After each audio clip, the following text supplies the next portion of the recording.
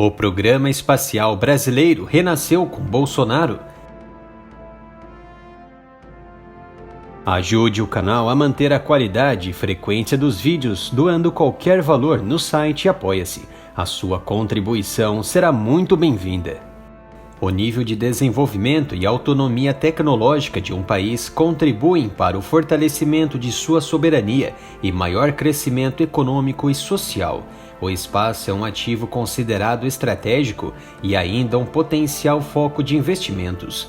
O setor espacial é considerado como de alta intensidade tecnológica e, como tal, é capaz de gerar retornos crescentes para a economia. O programa espacial brasileiro passou a ser idealizado nos primórdios da década de 1960, num período muito agitado que marcou a corrida espacial entre Estados Unidos e URSS rumo à Lua, entre 1955 a 1975, com o soviético Yuri Gagarin sendo o primeiro homem a chegar na órbita da Terra em 1961, expressando a seguinte frase ainda na missão: "A Terra é azul, olhei para todos os lados, mas não vi Deus."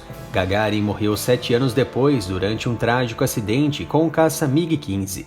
O programa brasileiro buscava elevar a nação, deter o domínio no espectro aeroespacial, no desenvolvimento de plataformas lançadoras, como foguetes, e estimular pesquisas na área como o monitoramento, a vigilância do território brasileiro e principalmente a produção de satélites no Brasil. Devido ao alto grau de investimento em ensino e tecnologia que o programa exige, bem como os insucessos dos lançamentos passados, somados às dezenas de mortes no centro de lançamento de Alcântara, somados aos acordos negativos de governos passados que não enxergaram o desenvolvimento do país no setor, o programa foi a ruínas, sofreu cortes e abandono. Ao se deparar com o setor aeroespacial globalmente, a maioria dos equipamentos especiais é de origem norte-americana, aproximadamente 80%. De certa forma, apesar da política dos governos brasileiros na área aeroespacial ter sido ruim, existia um fator que alimentava isso: a exclusividade de uso da tecnologia americana.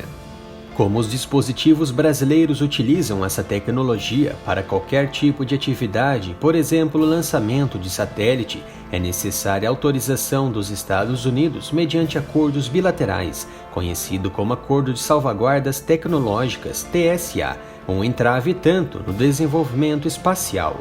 Em 2000 foi realizado um TSA muito penoso ao país, que exigia mais obrigações e muitas restrições, com o centro de lançamento de Alcântara, que impedia fiscalização, acompanhamento, atividades de parceiros que estivessem no regime de controle de tecnologia de mísseis, o MTCR, ou por aqueles que praticassem terrorismo, e o mais danoso, a transferência de tecnologia adquirida com a disposição do centro de lançamento não poderia ser usada para fins de desenvolvimento de foguetes, um fator que estagnaria ainda mais o Brasil, por esse motivo foi amarrado pelo Congresso. Diante disso, para renascer todo o sonho brasileiro no domínio espacial, em 2019 o presidente brasileiro Jair Bolsonaro se encontrou com Donald Trump para estreitarem relações e estimular pendências do passado de interesse mútuo. A assinatura de um novo acordo de salvaguardas tecnológicas, que no mesmo ano foi aprovado pelo Congresso brasileiro, foi uma vitória que fez renascer a esperança do povo brasileiro em tornar Alcântara um espaço comercial favorável à transferência de tecnologia aeroespacial.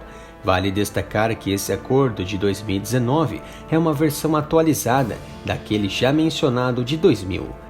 Esse acordo bilateral torna o centro de lançamento uma base segura para diversas empresas especializadas que buscam chegar aos céus com maior qualidade, precisão e menor gasto. Isso porque a posição geográfica do centro na linha do Equador é favorável, pelo fato da velocidade de rotação da Terra ser maior nas áreas próximas ao Equador do que no restante do planeta, o que serve para dar um impulso extra ao satélite ou foguete que será lançado. E a velocidade que satélites e foguetes têm que atingir para conseguir escapar da atmosfera e chegar ao espaço é de aproximadamente 40 mil km por hora, e isso economizaria até 30% com combustível. O ministro da Ciência e Tecnologia do Brasil, Marcos Pontes, foi vital durante as negociações com os americanos por ser um grande profissional reconhecido e valorizado na história espacial americana, especialmente pela NASA. O caminho do Brasil para o desenvolvimento e lançamento do primeiro satélite de origem 100% nacional ainda é o maior desafio até o momento.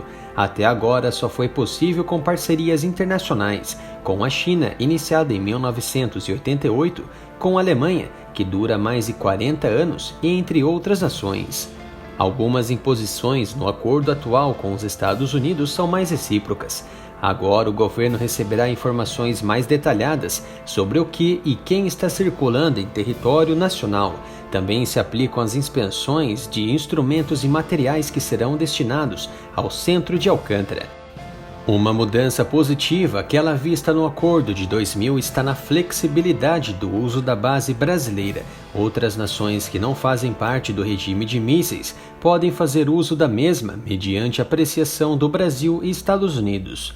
O acordo prevê ainda a disponibilização da receita gerada com o uso do centro diretamente no Programa Espacial Brasileiro, e diferente do TSA de 2000, que proibia o desenvolvimento de foguetes, a receita pode ser direcionada no financiamento de foguetes capazes de carregar até 500 quilos a uma faixa de 300 quilômetros.